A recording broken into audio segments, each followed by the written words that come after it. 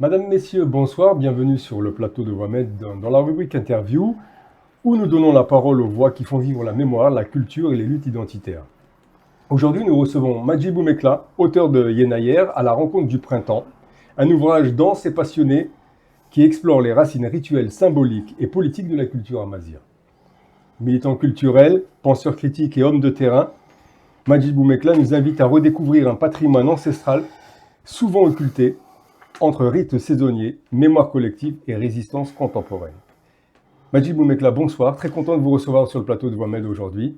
Bonsoir Wanis et merci pour WAMED de me donner la parole pour m'exprimer. C'est toujours un plaisir. Alors, c'est pas la première fois qu'on se rencontre, on se connaît déjà. Vous êtes toujours dans le domaine culturel, toujours dans la défense de la langue amazigh, dans la culture amazigh en général. Je crois même que vous préparez pour le 11 mai un événement. Est-ce que vous pouvez nous donner un peu plus d'informations par rapport à cet événement, afin que nos téléspectateurs puissent connaître et peut-être venir lors de cet événement? Très bien. Alors l'événement qu'on prépare justement, c'est une continuité à un article que j'ai écrit là-dessus, d'ailleurs à la rencontre du printemps. L'événement il va avoir lieu le 11 mai 2025. De 14h à 20h. Et donc, il y aura des exposants qui vont vendre leurs produits. Il y aura tout un programme musical. On va commencer par les tambourineurs. Ensuite, il y aura une conférence qu'on va faire sur, justement, Ahmed El Fessout. Et il y aura un groupe de chorale. Et il y aura Ali Amran qui va terminer la soirée pendant 1h30, 2 heures de chant. Donc l'adresse exacte, ça va se passer au théâtre de la Verdure de la Girandole, qui se situe au 65 rue Pierre de Montreuil, à Montreuil. D'accord. C'est sur les hauteurs, c'est ce qu'on appelle les murs à pêche. Les murs à pêche, je vais dire juste un petit mot rapide sur les murs à pêche. Les murs à pêche, c'est un endroit de 30 à 35 hectares.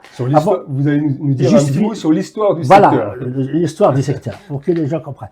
Alors cet espace-là, donc après, il y avait la culture de la pêche, bon, qui a disparu. Il y a eu.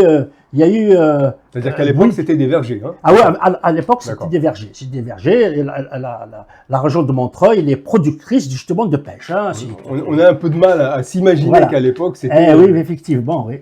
Donc, à un certain moment, donc c'est arrêté, bien sûr, suite à la concurrence. Et Bouygues a essayé de mettre la main dessus pour construire. Et il y a eu un réflexe citoyen. Donc, les gens se sont opposés.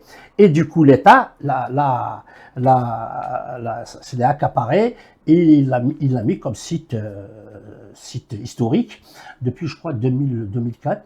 Et qu'est-ce qu'ils ont fait? Ils ont distribué les espaces aux associations culturelles pour faire des activités en plein air. D'où la Girandole, là, c'est une association théâtrale qui se situe ici à Croix-de-Chavaux.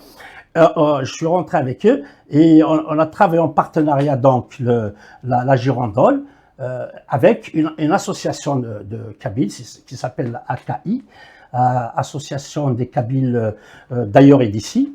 Voilà. Et tout ça, on s'est mis en partenariat et pour préparer cet événement qui aura lieu, je le répète, le 11 mai 2025 de 14h à 20h. Alors, Majid, avant de rentrer dans le vif du sujet, pouvez-vous nous expliquer, nous parler un peu de votre parcours personnel? Qu'est-ce qui vous a conduit justement à écrire cet ouvrage, à la rencontre du printemps? Ben, je vais peut-être me référer à une parole de Ben Mohamed, hein, que Idi a chanté dans une de ses chansons, où il disait, je vais le dire en kabyle, où il disait مازال نغزى المقل أرزدة نستقصيو. Donc, si je vais traduire, c'est on a encore à creuser, à chercher, tout ça, et à l'avenir, on va toujours nous questionner sur, il faisait allusion à notre culture, à notre identité. Donc, et du coup, j'ai fait effectivement la même chose que ce qu'a fait Idir Ben Mohamed. Hein. Donc, je me suis intéressé, d'autant plus parce que quand j'étais jeune, moi, j'ai baigné dans une culture, parce que mon père était un berbériste. Il était dans les rangs comment dire, des révolutions du temps, ce qu'on appelait les berbérons nationalistes. Il était dans ces rangs-là avec Laïm Chali, un compagnon de Laïm Chali. Donc tu vois un peu, j'ai grandi un petit peu dans cette atmosphère, bien que, tu sais, nos parents kabyles, des fois, ils transmettent pas trop donc, bien que, il parlait un petit peu, donc, quelque part, il m'a aiguillé dans ce sens. Et du coup, comme je disais, j'ai creusé, j'ai cherché, et j'ai publié, j'ai écrit sur Yenneyer. D'ailleurs, entre parenthèses, Yenneyer en France, à un certain moment, même en Kabylie, hein, commençait à disparaître. Et je l'ai fait revivre en 85, que j'ai commencé à m'intéresser à Yenneyer. Et j'avais un restaurant où j'organisais les anniversaires d'Yenneyer chaque année. Et ça a pris, et maintenant tout le monde... Et au fait, c'est ce que je veux faire avec cet événement à Megan Psous. Megan Psous aussi, c'est un événement très important. C'est ce qu'on appelle en français la rencontre du printemps. Je vais en parler, si tu veux, ou je reviendrai là-dessus. Moi, je voudrais quand même m'attacher un petit peu revenir sur l'ouvrage qu'on voit apparaître à l'écran. Parce que dans cet ouvrage, ce qui m'a interpellé, c'est que quand même, il mêle un petit peu la mémoire personnelle, l'analyse historique et les recherches anthropologiques. Donc c'est quand même un travail. Alors comment vous avez réussi à articuler justement ces différences et ces différentes dimensions, je dirais, dans votre travail? C'est quand même assez complexe parce que c'est un travail de recherche, oui. Mais c'est pas centralisé. Il faut aller un petit peu en zigzag comme ça pour pouvoir aller chercher l'information et l'histoire. Oui.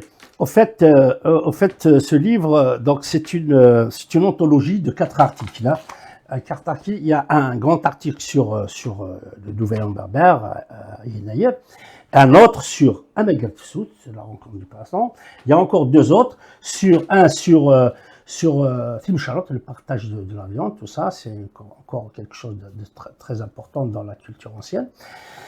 Et un autre sur Tiwizi, ce qu'on appelle la Twiza en français, c'est très important. J'ai pris ces 4 éléments, en quelque sorte, donc ça constitue, ça concourt quelque part à la même philosophie de vie des Berbères et des Kabyles particulièrement. Donc, c'est pour ça que je me suis intéressé à tout ça. Et à Megan Psous, comme je le disais, donc, c'est un événement très très important. Pourquoi il est très important? Il est très important à plusieurs titres, en fait.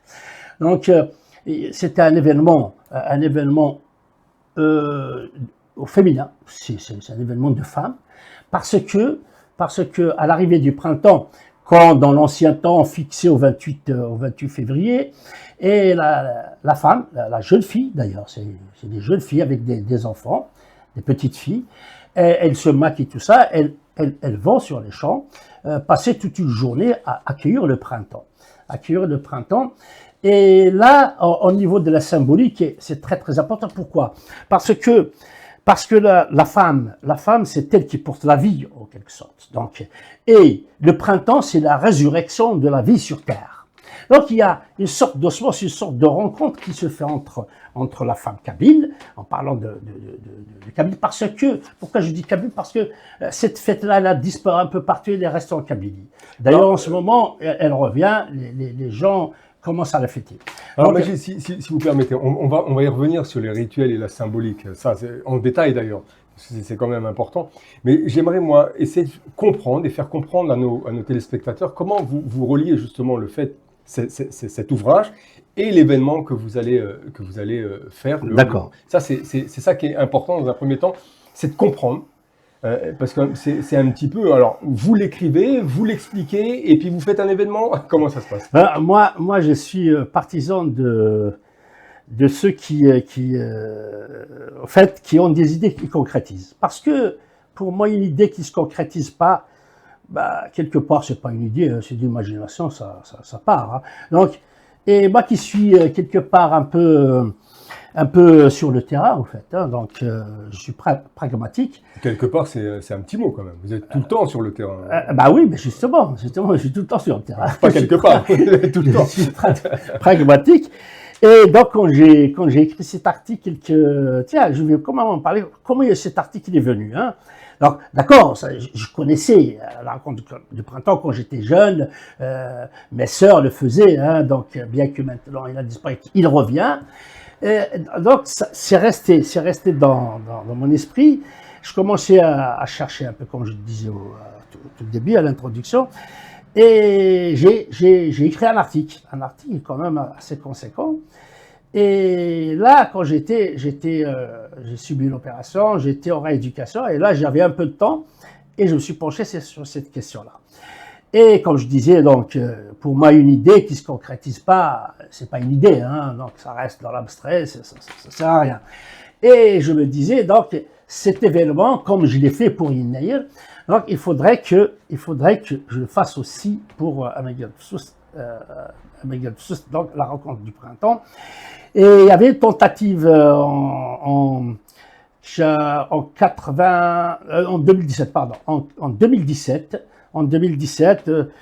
j'ai regroupé un certain nombre d'amis, tout ça, ça n'a pas marché. Bon, il y a trop de tension entre nous.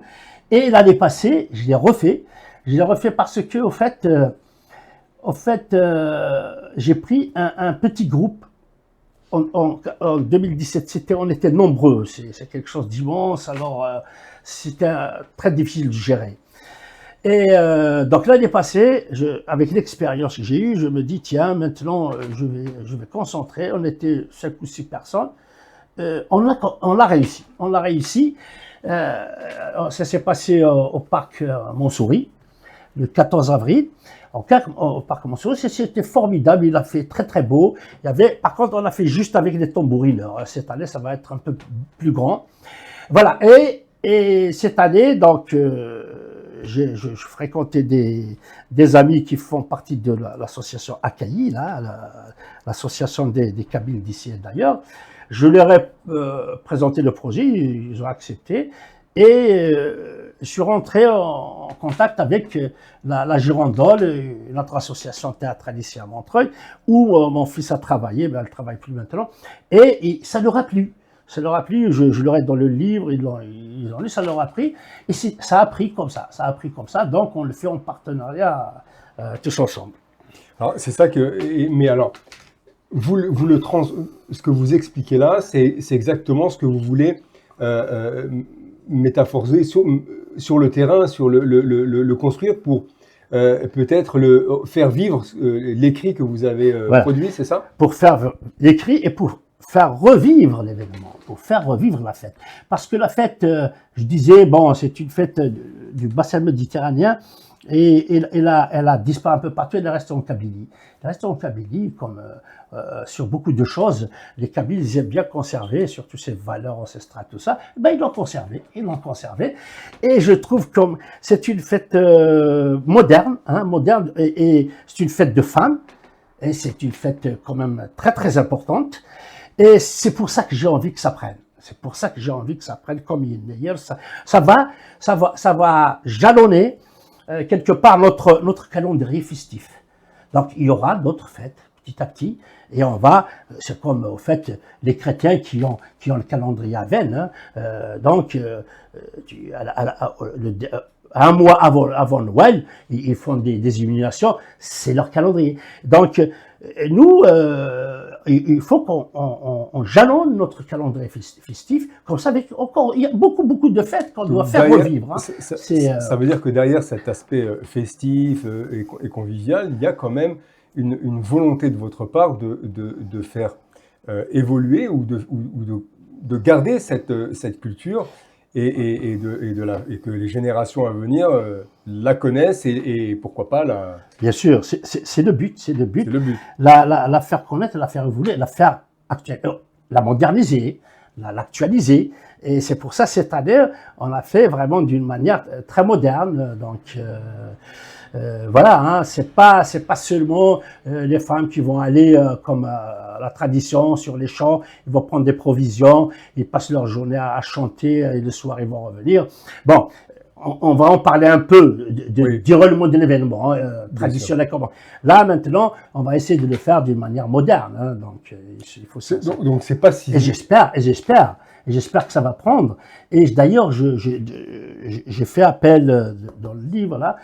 Il faudrait qu'on aille dans le sens à inscrire tout ça au patrimoine immatériel de l'UNESCO. Que ça soit INEL, que ce soit le... Au final, finalement, c'est pas si innocent que ça. Ce que vous produisez, c'est pas si innocent que ça. Ça a quand même un aspect en dehors de la culture. Ça a quand même par rapport à ce genre de produits, de livres que vous produisez. Vous éduquez quand même, il y a un aspect éducatif quand même, parce que vous renseignez les gens sur l'histoire, sur ce qui a été perdu, les traditions, la culture amazigh. Alors, mais vraiment, on va la chercher loin, hein, parce que vous allez chercher loin. Et puis, parfois, vous avez, je dirais, peut-être un aspect politique, un peu plus, vous rapprochez un peu plus politique. Par exemple, j'ai noté que vous évoquez justement, à travers le livre, dites-moi si je me trompe, la négation de l'identité amazigh par les États maghrébins post-coloniaux. Alors, comment ça a influencé votre démarche et vos écrits? C'est vrai ce que vous dites, Wadis. Parce que on sent que de temps en temps, il y a une petite parenthèse, un petit pic qui allez, un petit pic politique, on va dire, entre guillemets. Ben, j'ai oublié quand même dans ma présentation de dire que quand même j'étais un militant politique aussi. Hein, donc quelque part, je dissocie pas la culture et la politique, hein, de toute façon. Hein. Donc ce que je fais, il a des retombées politiques, forcément, tout au moins identitaires. Donc quand on travaille sur l'identité berbère, il faut aller en profondeur. Hein, il faut aller en profondeur. Et je vais heurter probablement certains esprits arabo-islamistes. Bien évidemment, ça va carrément en face de cette philosophie arabo-islamique, parce que notre culture et notre identité, elle est assez ancienne, elle est très profonde, il y a énormément de valeurs qui sont en dehors de la religion musulmane ou chrétienne. Hein. Donc, à l'origine, cette fête-là, c'était une fête animiste, et les berbères, disons les anciens berbères, étaient animistes, ils croyaient à la nature. Je dis animiste, je dis pas païen. Oui, païen. Je dis pas païen. Donc parce que le paganisme, il est complètement différent de l'animisme. Hein. L'animisme, c'est toute une philosophie de vie. On vit en osmose avec la nature. On fait des dieux, c'est pas des dieux, c'est des saints, au fait, c'est des saints. Parce que le paganisme, c'est un terme péjoratif que les chrétiens utilisent pour discréditer justement cette philosophie animiste. Voilà. Donc tout ça concourt à faire revivre notre identité quand même, notre identité ancestrale. Mais Monsieur Boumekla, c'est quand même paradoxal parce que lorsqu'on prend votre livre comme ça de premier abord, on a allez, le printemps, à la rencontre du printemps, c'est assez fleuri, assez ouvert, assez pacifique. Et puis quand on commence à rentrer dans l'écriture et on fait attention à ce que vous dites, euh, parfois on a l'impression que vous avez envie d'heurter le lecteur et de lui rappeler que bon, l'arabo-islamiste, par exemple, la négation de l'identité amazigh qui s'est fait au fil des temps. Et donc, ça amène justement ce lecteur à une réflexion sur lui-même et peut-être à aller chercher justement plus loin sur l'identité amazigh. Voilà. En un mot, ce que je défends, c'est l'essence même de la culture amazigh. Hein. Nous, entre autres, cet événement de Megalpous, nous fêtons la vie. Hein. On fête la vie, nous. On a une culture joyeuse. C'est pas, je suis désolé de le dire, c'est pas comme l'arabo-islamisme. Ils sont concentrés sur la mort, c'est une culture de mort. Donc il y a quand même quelque part un antagonisme entre les deux cultures. Vous voyez, donc, et moi je suis quelqu'un qui aime vivre, hein, qui aime vivre. Alors je sais pas si en tout cas moi je suis mal placé pour dire est-ce que leur culture ou leur façon de voir les choses sont plutôt morbides ou plutôt vivaces comme vous le dites. Ça c'est des propos qui n'engagent que vous. Mais moi je voudrais aussi savoir par rapport à ça si l'écriture sur en tout cas en ce qui concerne ce livre, ou peut-être même l'ensemble de vos écrits, est-ce que ça a été pour vous justement un processus introspectif ou un acte de transmission? Parce que parfois vous êtes entre les deux, donc. C'est-à-dire. Alors un acte de transmission, c'est sûr, je pense. Oui, hein, c'est certainement. Il y avait quand même, comme je disais tout à l'heure, comme moi je suis pragmatique, j'écris beaucoup plus sur des choses que je vis, que j'ai vécues. D'accord. Voilà, donc sur Yinayel, bon, j'ai vécu, je vivais, je vis encore avec tout ce que je disais, donc je l'ai vécu. Et sur par exemple mes deux derniers livres sur l'Académie berbère, j'étais par correspondance un ancien adhérent militant de l'Académie berbère, donc voilà, moi quand j'écris, c'est beaucoup plus le vécu que j'écris. Hein. Je n'écris pas sur, je théorise pas trop sur ce que j'écris. Voilà. Alors tout à l'heure je vous ai coupé pour en venir maintenant justement au rituel et la symbolique justement de ce printemps. En tout cas dans votre livre, vous décrivez en détail ce rituel de Yenayer et du printemps et de la rencontre du printemps. Alors, pouvez-vous nous expliquer la signification, justement, profonde de ces fêtes dans la culture amazigh? Vous l'avez abordé tout à l'heure, je suis d'accord. Oui. Mais là, on voudrait quand même plus de détails parce que c'est ce que vous allez projeter lors de cet événement, c'est ce que vous allez refaire vivre, faire revivre aux gens qui seront présents et qui veulent la partager avec vous. Donc, c'est quelque chose quand même qui est important. C'est vrai, entre Yenayer et Megalpous, il y a un lien, hein, de toute façon. Yenayer, donc c'est pour fêter la nouvelle année qui rentre, et Yenayer s'inscrit dans une étape de transition entre. Il faut dire quand même tout ça, toutes ces fêtes, elles sont d'essence paysanne, donc c'est des fêtes paysannes à l'origine. Hein. D'accord. Donc entre Yenayer et Megalpous, il y a Yenayer, donc en étant bien sûr une porte, comment on dit, c'est une ouverture vers un nouvel an, une porte de l'année, comme on le dit dans certaines localités, on dit, Yenayer, on dit c'est la porte de l'année. Donc ça constitue une sorte de transition vers le printemps. Le printemps s'inscrit dans la période de la moisson. La moisson, chez les paysans bien sûr. Donc si je comprends bien, toutes ces fêtes sont liées et ont un rapport direct avec les saisons et la terre. Et la terre et la paysannerie, oui, bien sûr. Les fêtes, là, en règle générale, elles sont en liaison. Donc, à Megalpous, ça se passe donc dans la période des moissons. Et on sait que le printemps, donc, comme je disais tout à l'heure, c'est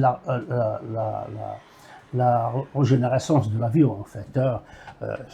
Et donc la terre, elle fleurit, elle revit, et les boissons, exactement pareil, c'est des plantes, et il y a tout un rituel, à travers cette fête de la Megansous, justement pour accueillir le printemps et accueillir une bonne moisson aussi. Des bonnes moissons pour voilà. Donc voilà. Et j'aimerais bien quand même dire un mot sur le déroulement de cette fête, comment ça se fait. Ah, mais je voudrais juste éclaircir avant que vous abordiez cette partie. Quand vous dites, on a l'impression que c'était comme les paysans de l'époque voulaient fêter cet événement comme s'ils faisaient une offrande justement à cette nature ou pour faire en sorte que la moisson à venir soit voilà. Ça, justement, c'est la portée de Megansous, de cette procession que les femmes font. Alors, je rappelle, c'est à la rencontre du printemps. Hein, voilà, vous allez comprendre, quand je vais essayer de dérouler un petit peu l'événement, comment il se produisait, vous allez comprendre. Donc, à l'arrivée du printemps, la femme, la jeune fille, généralement, c'était une jeune fille, les jeunes filles en général, avec des enfants, des enfants filles, elles se maquillent, elles se font belles, elles vont aller à la rencontre, comme je disais, à la rencontre du printemps, toute une journée. Elles sont très libres, elles font leur fête, elles prennent des provisions avec elles, et ils dansent, elles chantent. Et elles prennent des provisions qu'elles partagent avec la nature. En cours de route, elles déposent des petites quantités dans des lieux saints, où justement, comme je disais, donc cette fête symbolise l'osmose entre l'humain et la nature. Et ben ces petites quantités qu'elles déposent, c'est pour les oiseaux, c'est pour les animaux, ainsi de suite. Et là, on comprend bien comment est-ce que cette osmose se produit entre la femme et la nature.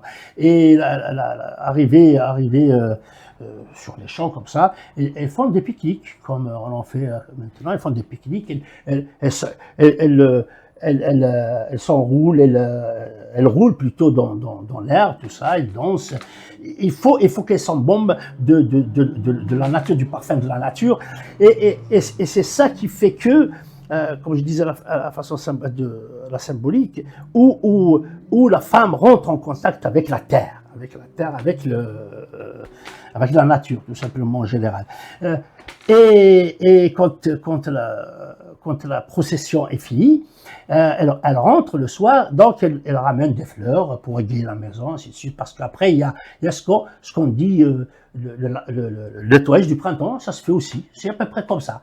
Elles font un nettoyage du printemps, et les fleurs, elles garnissent la maison des fleurs, elles embaument la maison des fleurs et des herbes. Alors, quand elles reviennent, donc il y a des herbes comestibles qu'elles ramènent. Et le soir même, elles font un dîner, le dîner du printemps. Comme on fait le dîner de Yenner. Elles font un dîner du printemps à base de fèvettes, à base d'herbes, tout ça. Et ils le consomment. Donc, et après, ça se renouvelle 20 jours après, ça se renouvelle encore avec un autre repas. C'est beaucoup plus des crêpes sèches, des crêpes molles, comme ça. Ça rappelle un peu, mais c'est pas la même période. Ça rappelle un peu le Mardi Gras. Quoique, bon, ça ressemble un peu, effectivement, parce qu'il faut dire quand même, les cultures méditerranéennes, elles sont mutuelles en quelque sorte. Donc il y a une interculturalité de tous les peuples du bassin méditerranéen.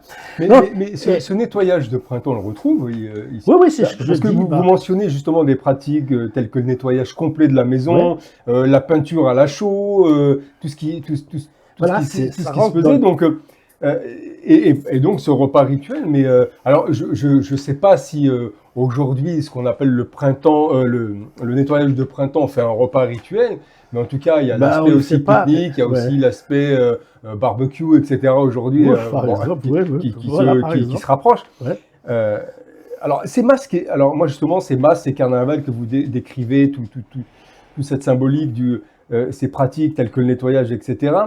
euh, Est-ce que ça symbolise justement la venue des ancêtres? Mais comment ces traditions ont-elles évolué au fil de temps? Oui, ben, il faut que je continue pour comprendre. Parce que, donc, euh, comme je disais, la femme est très importante dans notre culture, tout au moins la culture ancienne. Euh, Parce que cet événement du printemps, il tourne beaucoup autour de la femme. Et au 40e jour, quand la djemma du village établit un calendrier de pastoral, parce que vous faites le calendrier dont je parle, il est agraire effectivement, mais il est pastoral aussi. Donc il y a des fêtes pastorales. Donc, et là aussi quand les bergers sortent paître le troupeau de la collectivité, hein, du village, parce qu'avant c'était la collectivité, tout est partagé ensemble, tout est exploité ensemble, collectivement, ainsi de suite. Donc, et on revient à cette symbolique. Alors, quand le berger revient, on dit en kabyle, on dit Yered des ailes, c'est-à-dire il revient pour ressortir l'après-midi après. Et là, le premier jour, la femme, pareil, elle se maquille, elle se sent belle, met ses habits propres et tout, elle va accueillir le troupeau qui rentre le premier jour qui rentre. Et en revenant, pareil, elle ramène des fleurs pour des plantes surtout. Il y a des plantes assez symboliques pour les attacher devant des portes, devant des étables, sur les lieux saints, tout ça. Donc, vous voyez, donc, dans toute cette atmosphère culturelle, comme je disais, la femme est très importante. C'est pour ça que je disais, cette fête de la rencontre du printemps Megapsut, elle est géniale, elle est quelque part moderne et quelque part c'est une fête de femmes. Ce que vous décrivez, on ne voit pas l'homme, hein, on ne voit pas trop. Si, il participe aussi, il participe, mais à la moindre mesure. Et à la moindre mesure, pareil. Lui aussi, il va à la rencontre du printemps, il prend des petites quantités qu'il distribue, comme ça, à droite, à gauche, pour les oiseaux, pour les insectes. D'accord, donc le même principe que c'est pas près le même principe, mais à la moindre mesure. Parce que la femme, c'est beaucoup plus amplifié, hein, c'est beaucoup plus amplifié, et c'est leur journée, et c'est leur fête, tout simplement, parce qu'il n'y a pas que cette journée. Donc, parlant donc de cette période-là, il n'y a pas que ça. Après, il y a pour respecter la nature, il y a des interdits. Toute la période du printemps, il y a des interdits. Il y a des choses que la femme ne doit pas faire, que l'homme ne doit pas faire, ainsi de suite. Il y a tout un calendrier qu'il fallait suivre. Il fallait pas... par exemple, les potières, quand elles font leur poterie, il faut qu'elles aillent dans des endroits bien précis, arrêtés par la djemma. Il faut pas qu'elles aillent prendre la terre en saumon. C'est déjà, tout ça, c'est codifié, tout est codifié. Donc, il y a des périodes où la femme doit faire ça, ne doit pas faire ça, ainsi de suite. Donc, il y a tout un ensemble de codes d'interdits qui s'établissent pour tout simplement, le but, c'est de respecter la nature. D'accord. Qu'est-ce que c'est que la djemma Djemma, c'est l'assemblée du village. C'est l'assemblée du village. Je parlais tout à l'heure, avant d'établir un calendrier pastoral, la djemma, donc l'assemblée du village se réunit et amasse tous le bétail collectif, parce que avant que la djemma les prenne en charge, il se fait individuellement chez les personnes qui les gardent. Après, une fois qu'on rentre dans la période pastorale, il y a la djemma qui établit un calendrier, et elle va, les bœufs, généralement c'est les bœufs, parce qu'on les utilise pour des labos, tout ça. Voilà, elle établit un calendrier qu'il faudrait respecter pour aller paître les bœufs, pour revenir, ainsi de suite, ainsi de suite. Des endroits qu'il faudrait respecter où il fallait pas paître, il faut laisser la nature vivre, reprendre, ainsi de suite, ainsi de suite. Voilà. D'accord, Majid. Aujourd'hui, est-ce qu'on peut dire que ces rituels sont encore vivants dans les villages? Ce rituel particulier, bon, d'ailleurs, ça y est, il revit maintenant. Il revit et c'est parti. On le voit fêter. Il est devenu universel maintenant. Donc, on le voit célébrer un peu partout où les Amazirs vivent. Hein. Non seulement, et je dirais, même les Français, par exemple, ici, ils participent. Hein. Ils participent aux événements. Maintenant, on voit de plus en plus des mairies qui accordent des salles pour fêter l'événement, Yenayel, ainsi de suite, ainsi de suite. Donc, donc ça a pris, et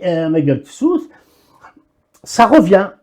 En Kabylie, ça revient encore. Donc depuis quelques années, il y a des villages qui l'organisent. Donc toutes ces pratiques sont en voie de renouveau finalement. Oui, je pense. Il y a certaines qui vont disparaître parce que elles vont pas trouver leur place, hein, parce que il y a des fêtes qui, disons, qui s'actualisent pas. Mais il y a d'autres qui s'actualisent et elles vont revenir d'une autre manière.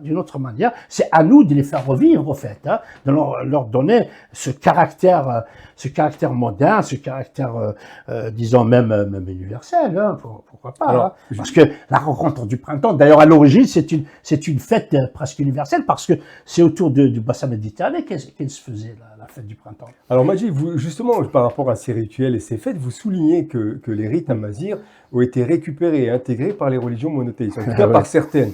Alors pouvez-vous me donner quelques exemples concrets de cette appropriation? Oui, d'accord. Ben, il y en a beaucoup, hein.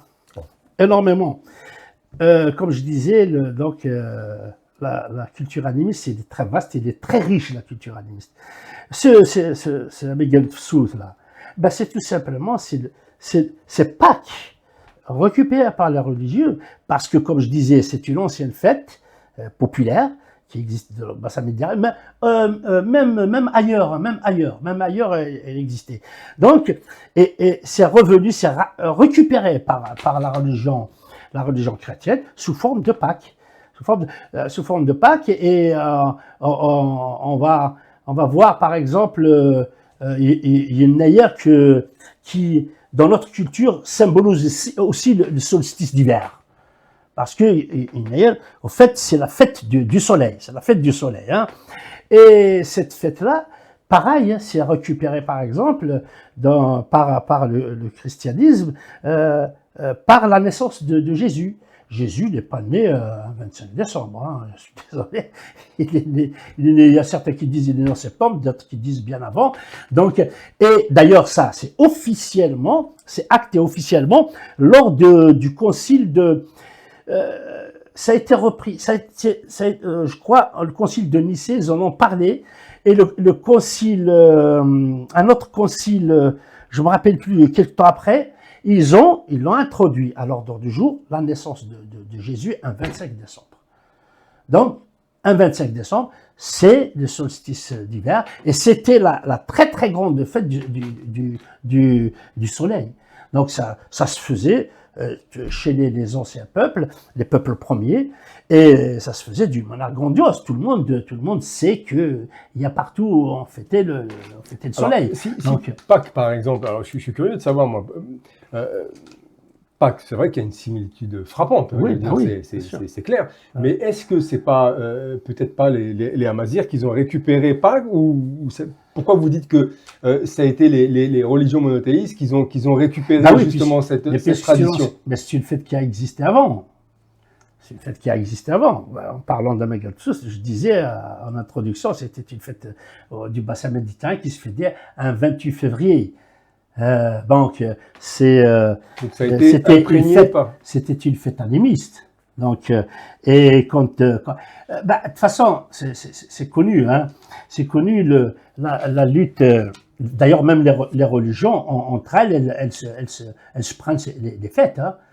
chacune s'inspire de l'autre, elle prend, elle essaie de récupérer des fêtes existantes, et ainsi de suite. Mais là, ces fêtes-là dont on parle, c'est des fêtes animistes, hein, c'est des anciennes fêtes que, tout simplement, parce que la fête, il faut imaginer, Wanis, que la fête, par exemple, du solstice d'hiver, la fête du soleil. Du soleil.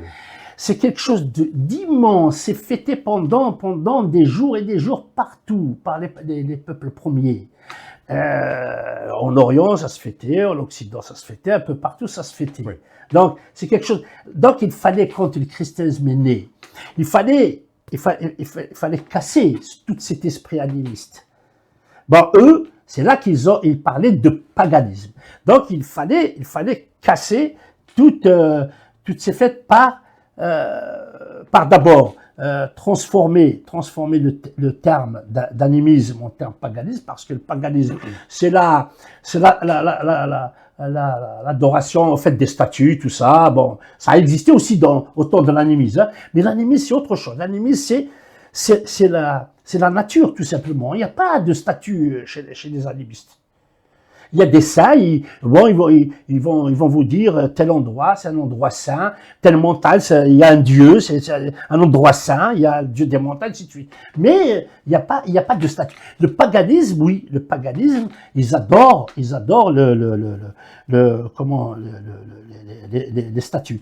Donc, alors il fallait casser toute. Bien sûr, il y avait une lutte pendant des siècles entre le christianisme et le paganisme, ce qu'on appelle entre guillemets le paganisme. Donc, alors, y compris ces fêtes-là, il fallait les récupérer. Leur donner un autre aspect, une autre portée. Voilà, c'est ce qui se passe. Comment vous jugez que cette récupération, est-ce qu'elle a affecté la transmission des traditions amazières authentiques? D'abord, elle a affecté, bien sûr, elle a affecté parce que, qu'est-ce qui se dit maintenant chez le mouvement islamiste en Algérie? Ils font tout pour casser Inayer, ils te disent, ça c'est Payel justement, c'est pas seulement Payel, c'est des mécréants, c'est des fêtes de mécréants, il fallait pas les fêter, il fallait les casser, ainsi de suite. Maintenant ils le font, hein. Ils l'ont fait bien avant, quand je disais avec le christianisme, tout ça. Donc, ce qui se passe maintenant, il y a beaucoup plus, je dirais, parce que, si on parle un peu politique au niveau du pouvoir algérien, il y aura toute la tendance disons, islamiste au pouvoir, c'est les plus durs et c'est les plus dangereux. Parce que eux, ils cassent toutes les origines, toute l'identité ancienne de Amazigh, ainsi de suite. Hein. Donc, alors, vous parliez tout à l'heure de Yenayer, ça a été de la nouvelle année, hein, pour nos téléspectateurs. Donc ça a été remis à l'ordre du jour quand même. Oui, bien sûr. L'Algérie reconnaît Yenayer comme jour férié. Jour férié, oui. Ils l'ont fixé au 12, mais au fait, dans les calculs, c'est pas tout à fait le 12, c'est beaucoup plus le 13 et le 14. D'ailleurs, au Maroc, ils le fêtent le 14. Hein. Et moi, dans mes recherches, tout ça, dans mes calculs, ça se situe à peu près le 13 janvier du calendrier grégorien, hein, bien entendu. Donc, ils l'ont reconnu par la force des choses, mais bien sûr, parce qu'il a poussé quand même la revendication berbère, quand même, hein, comme la langue, mais c'est pas du tout repos, hein. Il y a le contre, disons, contre-attaque d'une tendance du pouvoir algérien un peu. Où je disais donc les islamistes. Hein, parce que... Alors moi je parle d'un point de vue beaucoup plus large, hein, pas uniquement du point de vue algérien, mais ça veut dire que finalement au fil des années, on sent que ça a été perdu. Là c'est en train de renaître, c'est en train d'être récupéré par des gens comme vous, hein, par exemple, qui écrivent, qui font connaître, qui font véhiculer cette histoire, ces rites, cette symbolique. Donc au fil des années, ça a été quand même largement perdu, puisque là, on redécouvre, les nouvelles générations, on redécouvre justement des événements comme le 11 mai qui va avoir lieu. ça permet de faire justement redécouvrir cette culture et ses rites et les comprendre. Donc, et c'est le but aussi certainement de vos ouvrages. Donc, je pense que ça a touché, ça a modifié entre alors on va se donner un segment entre les années passées et ces années. Et il y a un renouveau, mais donc Oui, au fil l'évolution, des siècles, quand même, ça a été perdu. Oui, oui, bien sûr, bien entendu. Mais le drame, pourquoi toutes ces fêtes ont été perdues? Mais bien sûr, l'Afrique du Nord ou la Mazra ou la Berbérie a subi que des dominations. Hein. À un certain moment, il y a quand même la culture amazigh absorbe un petit peu, intègre quelque part des fois les cultures dites dominées, mais la plupart du temps, c'est la culture du dominé qui s'impose, et tout ça parce que l'amazigh n'a jamais eu d'État formalisé très fort pour quelque part pour développer tout simplement son identité, sa culture. Donc voilà, donc il y a une faiblesse à ce niveau-là. Les Amazirs, ils étaient toujours dominés, donc forcément leur culture, elle s'en va. Ben maintenant, avec cette renaissance qui se produit politiquement et qui se produit par ailleurs culturellement, et d'ailleurs, si en Algérie, ceux qui ont fait beaucoup plus le travail de renaissance, c'est bien les chanteurs. C'est la chanson qui a fait, comme Idir, comme Farhat, comme plein d'autres. Donc ces gens-là, et sur le plan politique, c'était mort. Hein, alors, justement, Majid, on a vraiment l'impression, alors on parle pas spécialement, mais alors nous on parle de l'Algérie, mais ça vaut pour le Maroc, ça vaut pour la Tunisie, ça vaut pour la Libye. On voit aujourd'hui que les populations qui sont, alors entre guillemets, non amazirs, redécouvrent aussi en même temps un peuple qu'ils ne connaissaient pas, et au final qui ne connaissaient pas du tout leur culture, et ils sont en train de la partager, de la revivre avec. Et ils sont pas contre, au contraire, ils partagent, ils redécouvrent quelque chose, et ils la fêtent ensemble. Pour certains, oui, pour certains évidemment. Voilà, et pour certains, ceux qui sont en tout cas pas réfractaires à cette culture ancestrale. Oui, mais tout ça, je dirais, bien sûr, il y a une poussée au niveau politique, au niveau de la chanson, tout ça. Et il y a quand même un phénomène très important, c'est les nouvelles technologies. Ça apporte du souffle. Donc ça, voilà, ce qu'on est en train de faire, ça, on ne l'aurait pas fait il y a quelques années. Tu comprends? Donc tout ça, ça contribue. C'était des vecteurs quelque part porteurs de transmission de cette culture. Donc ça, et par tous ces biais-là, et la culture revient, et surtout les questions identitaires. La culture, la culture, elle change un peu, elle s'enrichit, il y a certaines choses qui disparaissent, ainsi de suite. Mais au niveau identitaire surtout, ça renaît beaucoup, hein, alors justement, au niveau de l'Afrique du Nord. Hein. Justement, pensez-vous que la redécouverte justement de ces rites, de cette culture, peut contribuer justement à la meilleure compréhension interculturelle dans le Maghreb contemporain, par exemple? Est-ce que ça peut changer quelque chose? Oui, ça va changer, forcément, ça va changer beaucoup. Hein. Déjà, moi je l'ai toujours dit, le problème de l'Afrique du Nord en général, c'est un problème identitaire.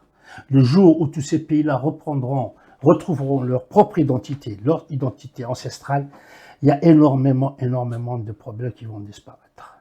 Après, c'est une question beaucoup plus d'organisation, beaucoup plus matérielle, beaucoup plus. Bien sûr, il y a la lutte pour les droits de l'homme, il y a tout ça, bien entendu. Mais moi, sincèrement, je mets d'abord au devant la question identitaire, ce qu'on appelle la question nationale. Donc, pour les pays existants, c'est des questions nationales.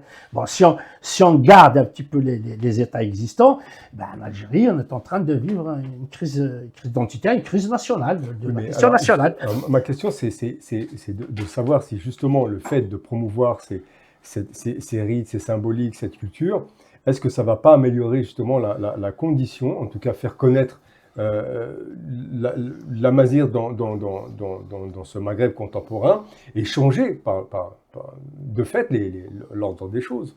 Ben oui, forcément, de façon... Que ce soit culturel ou politique. Hein, oui, forcément, de façon bien sûr, il faut pas prendre la culture avec toutes ses valeurs rétrogrades, tout ça. C'est ce que je disais tout à l'heure, il faut l'actualiser. Il y a des valeurs qui s'actualisent, qui sont modernes, par exemple, c'était Megan Fsouth. Donc, c'est tout ça qui va donner un nouveau souffle, un nouveau dynamisme, donc à la culture, disons, nord-africaine, quoi. Donc, voilà. Mais alors, je suis désolé, Majid, mais là, j'insiste là-dessus parce que c'est quand même quelque chose d'important. Et nos téléspectateurs, en tout cas pour ceux qui ne sont pas amazirs, redécouvrent quelque chose. Et alors, vous êtes... est-ce que vous êtes prêts, vous, d'un autre côté, à reconnaître leur culture? La culture de alors, qui?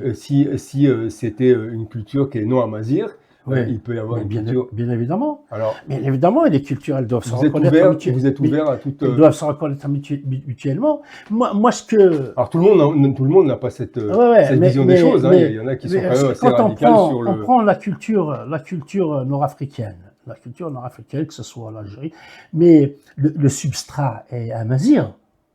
C'est ce que je disais tout à l'heure. La culture amazigh, parfois il est dominé, on lui impose des choses, des fois, volontairement, elle intègre certaines valeurs. Bon, alors, parce qu'après, on revient à la question linguistique. Hein. L'Afrique du Nord, le substrat culturel, il est amazigh. Tout ce qui la façon dont nous vivons en Afrique du Nord, c'est complètement différent de l'Orient quand même. Donc ça n'a rien à voir, à part cet apport par le biais de la religion. Alors justement, voilà. on a des amazirs qui se disent amazirs qui sont musulmans. Alors, comment vous interprétez ça? Après, il y a la question linguistique. Effectivement. Il y a, comme disait Rachid Yahya, il y a une communauté berbérophone. Il y a une communauté berbère arabophone en Afrique du Nord. Donc, ils sont tous des berbères avec une linguistique différente, une langue différente. Donc, il y a aussi le français, il y a aussi maintenant l'anglais qui se développe, ainsi de suite. Ça, c'est des questions linguistiques, c'est autre chose. Mais en parlant de la culture, même ce qu'on appelle entre guillemets les Arabes en Afrique du Nord, bien entendu, vous allez voir leur fête. Prenons l'exemple du Iner. Reprenons l'exemple du Iner. L'Iner, à un certain moment, on le fêtait en Kabylie, mais avant on le fêtait ailleurs. Mais maintenant, ça revient. On le fête encore, par exemple, le carnaval de Tlemcen, tous ces trucs-là. Vous allez faire un peu de recherche dans toutes ces régions qu'on dit arabophones, et vous allez gratter, vous allez trouver ce que je disais de substrat sur amazigh. Finalement, c'est des amazighs. Mais Majid, je suis d'accord, hein, j'entends ce que vous dites, mais moi, je voudrais savoir qu'est-ce que vous pensez de ces gens qui se disent amazighs, qui fêtent Yanayer et qui fêtent le nouvel an islamiste. Ouais. Qu'est-ce que vous pensez de cette... Parce que l'interprétation est quand même difficile, c'est pas simple. Mm-hmm. On se revendique de deux cultures différentes. D'une religion et d'une culture, c'est quand même compliqué tout ça. Oui, mais c'est vrai.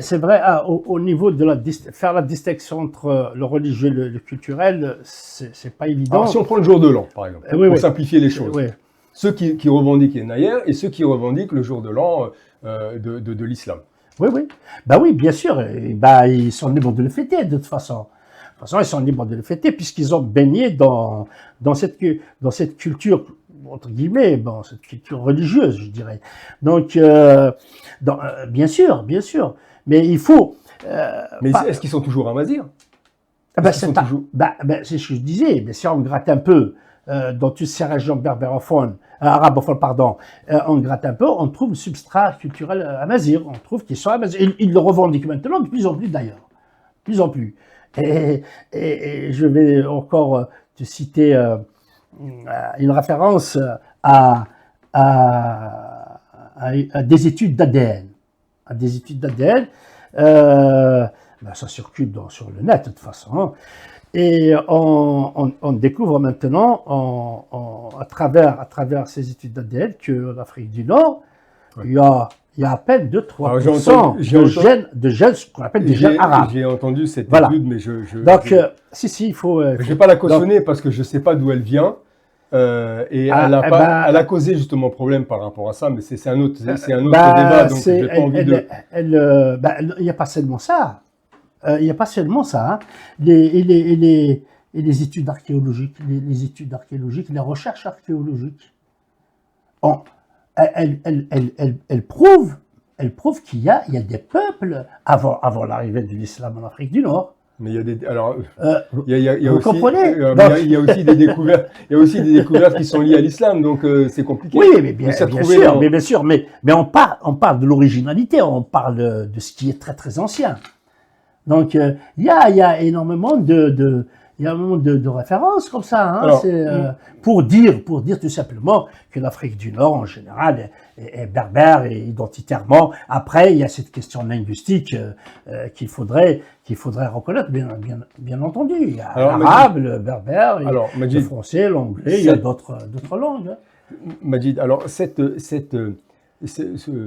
fait de fêter, en tout cas, si on regarde l'état actuel des choses, ceux qui fêtent Yanaïr, ceux qui fêtent le premier jour de l'Hégire, etc., est-ce que cette compréhension multiculturelle, est-ce que c'est pas justement cette vision des choses, c'est pas aussi un moyen de faire avancer justement cette compréhension entre les différents peuples qui existent et qui ont existé dans le Maghreb ou même plus loin en dehors du Maghreb? De toute façon, est-ce que c'est pas une bonne chose bien sûr, c'est une bonne chose, c'est certain. Donc de toute façon, on est dans l'ère de la communication, on est obligé de communiquer. Hein. Au lieu de se faire les guerres, elles se font toujours, bien sûr, malheureusement elles se font toujours. Il y a d'autres intérêts qui sont économiques. Donc, mais il faut communiquer, c'est évident, hein, c'est évident.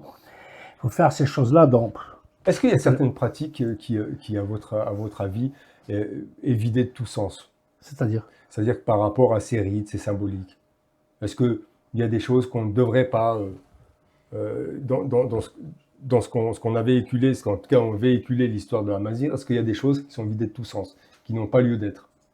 Des valeurs, oui, des valeurs disons, oui, je disais tout à l'heure, il ne faut pas prendre tout pour argent comptant. Il y a des valeurs qu'il faut faire disparaître. Il y a d'autres qu'il faudrait justement actualiser. Elles sont actualisables, il faut les prendre.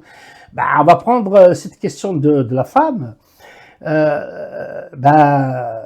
Le truc, le patriarcat a fait son temps. Il a fait son temps en Afrique du Nord, hein, de toute façon. Et particulièrement en Kabylie. Il existe toujours d'ailleurs, hein, il y a un peu le patriarcat dans les faits. Et ces choses-là, il faut aller à l'encontre, hein, il faut les changer, et ce que je suis en train de faire avec Camille, ça va dans ce sens, hein, ça va dans ce sens. Alors justement, vous appelez-vous à une prise de conscience identitaire, à une transmission des valeurs et du patrimoine, hein.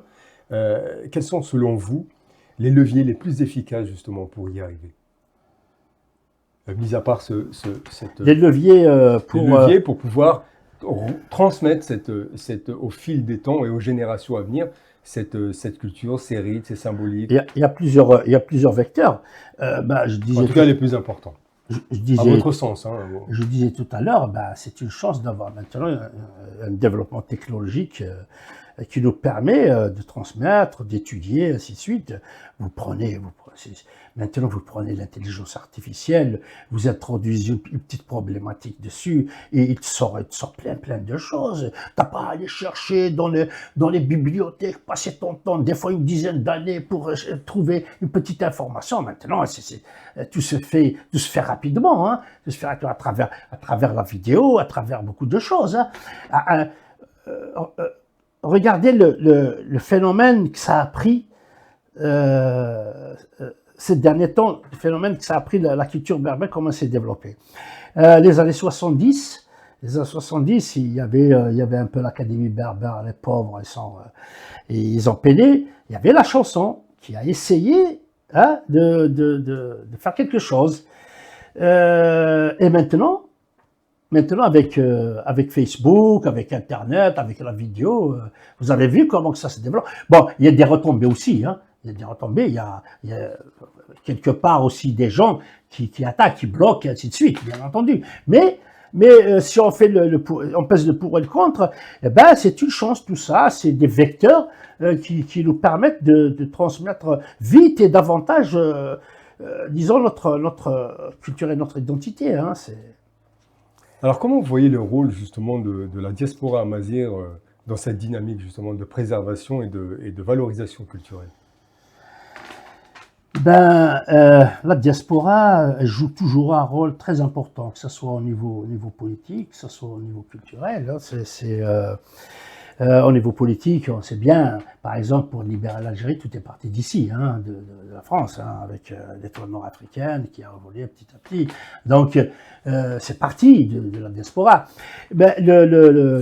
La culture aussi, hein, je disais tout à l'heure, il y avait l'Académie berbère qui était dans 66, elle a travaillé, si c'était en Algérie, ils n'ont pas existé, hein, ils n'ont pas existé, même avec le peu de moyens qu'ils avaient, ils ont quand même produit. Et il y a certains chanteurs pour enregistrer, je dirais pas certains, beaucoup, ils viennent enregistrer en France leurs chansons, parce qu'en Algérie c'est verrouillé. Il y a certains chanteurs qui se reproduisent pas en Algérie, ils viennent ici.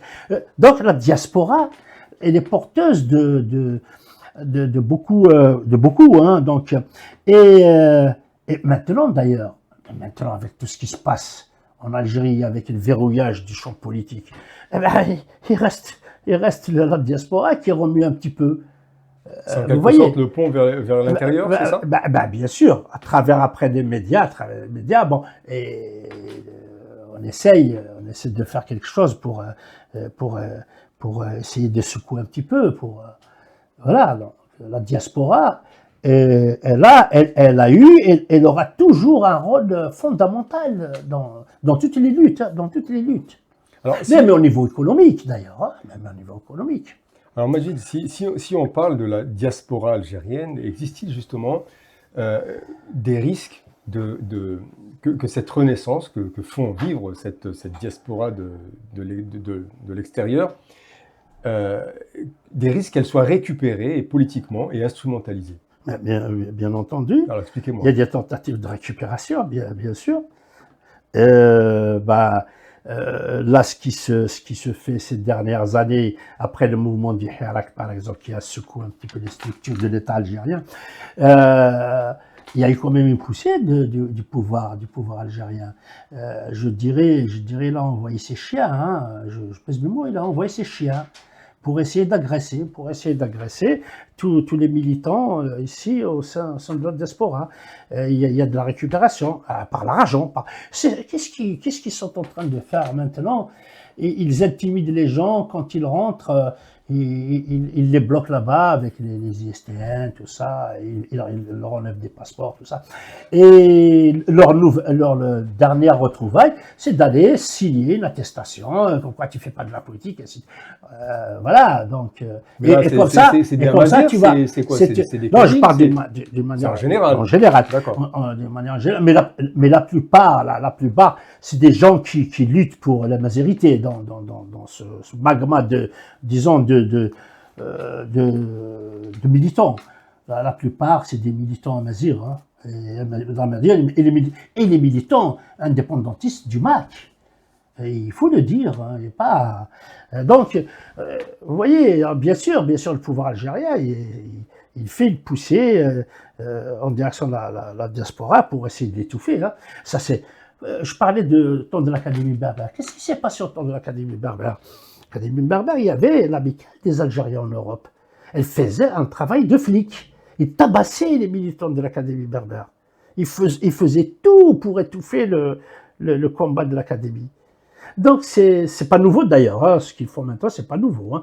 Donc il y a toujours cette réaction. Et on essaie de récupérer. Parfois, si on n'arrive pas à récupérer, on réprime. Est-ce que, Majid Boumekla, on arrive justement à la fin de cette émission. Est-ce que vous envisagez de poursuivre justement ce travail de mémoire et de transmission à travers d'autres projets? Oui, bah écoute, hein, c'est comme un virus quand il vous prend, il vous lâche pas. Donc oui, bah là en ce moment, je suis en train de travailler sur quelque chose qu'on a commencé à faire en 95-96, c'est de regrouper toutes les associations de village, essayer de faire les rapprocher, tout simplement, les rapprocher entre elles et faire quelque chose d'assez commun. On n'a pas pu, on a fait plusieurs tentatives, il y a plusieurs individus comme moi qui ont fait encore d'autres tentatives par ailleurs, ça n'a pas marché.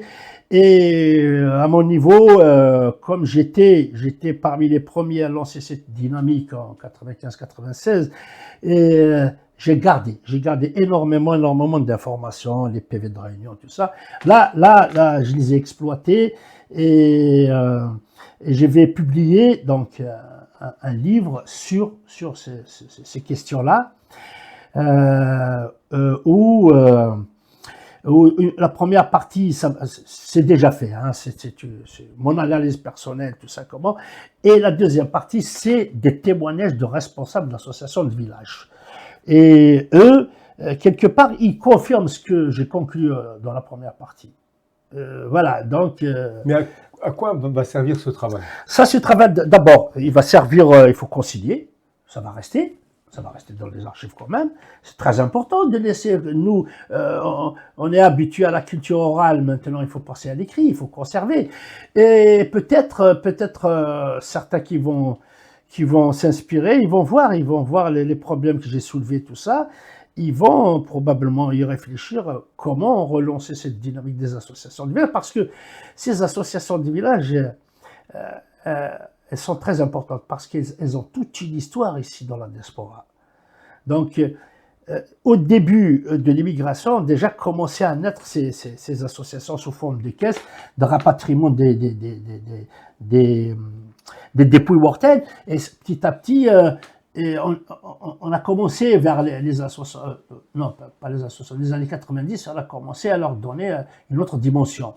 Et avec entre autres le rapprochement qu'on a essayé de faire. Donc c'est quelque chose de très très important parce que chaque village a une association ici.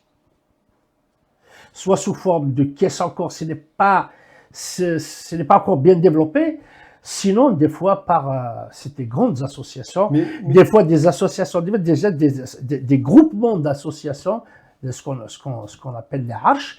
On prend les arches ivoiriennes. Les Ouadia, ils ont une association très solide qui fonctionne très très bien. Et il y a à Tiéné, ils vont faire un événement, bien sûr en partenariat avec la CAPIF, la coordination des associations, mais à l'origine c'était Tiéné qui ont commencé à remuer un peu, à faire. Mais est-ce que c'est pas un peu désuet, c'est pas je ne pense pas. Ça, ce sont des. Alors, c'est basé sur le travail des anciens, sur ce qui était déjà à l'époque, par rapport, je pense que c'est lié à l'immigration aussi, dans le sens où les gens venaient ici, donc, et à la fois c'était un lien qui restait avec leur pays, ouais. Et puis en même temps, c'était aussi un moyen d'envoyer une aide, je pense, vers l'intérieur du pays, et notamment en Kabylie, pour ce qui concerne la Kabylie. Mais aujourd'hui, est-ce que ça, c'est toujours d'actualité? Est-ce que c'est toujours valable? Parce que les gens sont... Bien sûr, c'est toujours valable. Du moment où ces associations, elles ont perduré, elles existent encore, elles se développent davantage. Donc c'est quelque chose d'assez conséquent. Et ce qu'elles portent, ces associations, ce qu'elles portent, c'est la Touisa, l'entraide, le rapprochement des corps, ça commence par ça. C'est très important parce que dans notre culture, on attache beaucoup d'importance quand même aux morts. Hein, et dans ces fêtes-là, il y a toujours la présence du mort un peu quelque part dans la maison, dans l'environnement, ainsi de suite. Donc, et ça passe, ça dépasse justement toute. Prenons l'exemple, la période de la Covid, la pandémie du Covid-19. Et l'élan de solidarité qui s'est produit à travers les associations de village. Ici et là-bas, même là-bas, ils se sont bien organisés pour qu'il n'y ait pas de contamination, pour qu'il n'y ait pas un développement de la pandémie. Il y a des villages qui ont fait des barrages avec des contrôles, avec plein de choses comme ça ils ont.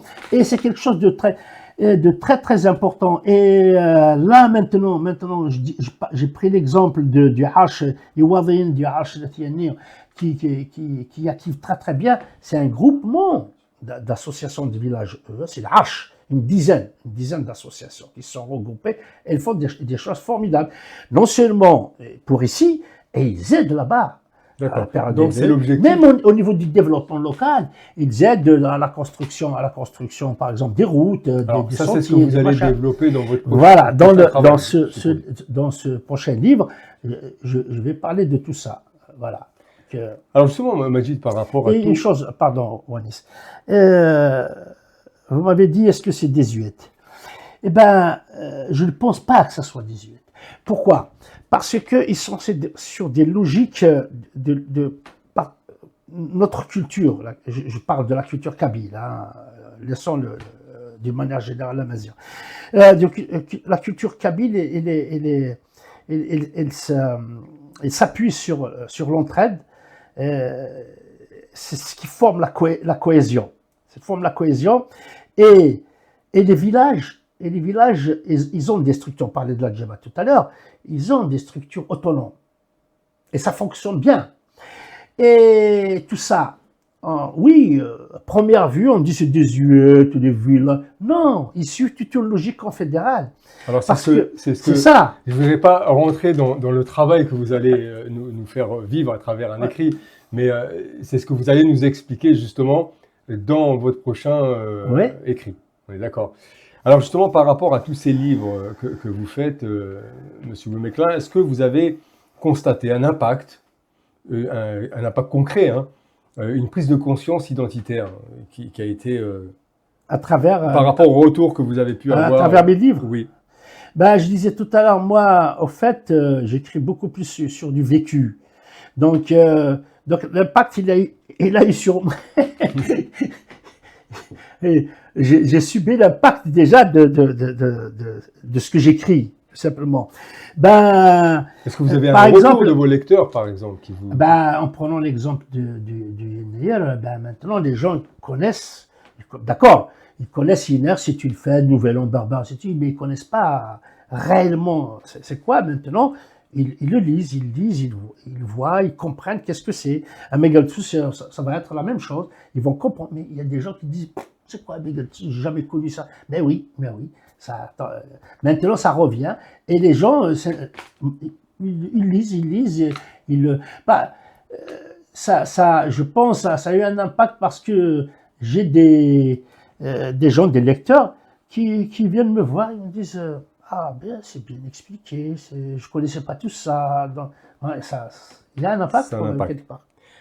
Alors, Monsieur Boumekla, l'émission touche à sa fin. Je vous laisserai le mot de la fin. Avez-vous un message adressé aux jeunes générations à Mazir aujourd'hui, que ce soit à travers ce livre ou tout simplement un message à véhiculer? Ben, le message, je pense, à travers tout ce qu'on a dit ici, c'est de continuer le combat, en fait, hein, parce que là, on est vraiment au creux de la vague. Et il faudrait tout faire pour remonter. Et je pense qu'il faudrait pas qu'on se décourage avec tous les crocs en jambes qu'on nous fait, que le pouvoir algérien nous fait, tout ça. Et même entre nous, tout ça, il y a des contradictions, il y a des déchirements, tout ça. Et ben, tous les peuples, au fait, traversent ces genres de crises. Hein. Mais il faudrait résister, travailler encore davantage, chercher encore des solutions parce que notre culture, quand même, c'est une culture très très ancienne. Notre peuple, c'est un des peuples premiers sur Terre, donc ça va pas quand même. On va pas gaspiller tout ça. Hein. C'est à notre portée. Il faudrait qu'on le développe. Et je finirai pour j'appelle tous les gens qui nous regardent à venir à cet événement qu'on organise le 11 mai de 2025 à Murapêche, au 65, dans l'espace théâtre de la Verdure de la Girandole, à Montreuil. À Montreuil. 65 rue de Pierre de Montreuil. C'est pas loin de la mairie de Montreuil, sur les hauteurs de Montreuil. Du côté, pour ceux qui connaissent, du côté du cimetière. De toute façon, il y a un flyer qui oui, il y a un flyer, il y a la communication qui se fait. Sur votre site, sur votre Facebook oui, sur les pages Facebook. Là, on fait des émissions comme ça, on a distribué des flyers, voilà. Donc voilà, je les appelle à venir en masse. Et ils vont, comme on disait tout à l'heure, ils vont découvrir, en fait. On va faire, c'est pas découvrir, je pense qu'il faudrait qu'on fasse revivre tout ça. Il faudrait qu'on, de tout ce qu'on entend à droite, à gauche, tout ça, il faudrait que ça soit du concret. Il faudrait qu'on ait concrétisé tout ça afin de remplir, comme je disais, de remplir notre calendrier festif. Majid Boumekla, merci pour votre, en tout cas pour cette clarté de ce que vous nous avez expliqué sur le printemps, l'arrivée du printemps en tout cas, et à bientôt sur le plateau de Voix-Med ou pour une nouvelle émission. Donc merci à notre invité pour cette conversation qui a été riche et éclairante. C'était la rubrique interview sur Voix-Med. Restez connectés pour découvrir avec nous d'autres voix et d'autres émissions. À bientôt, bonne soirée. Merci.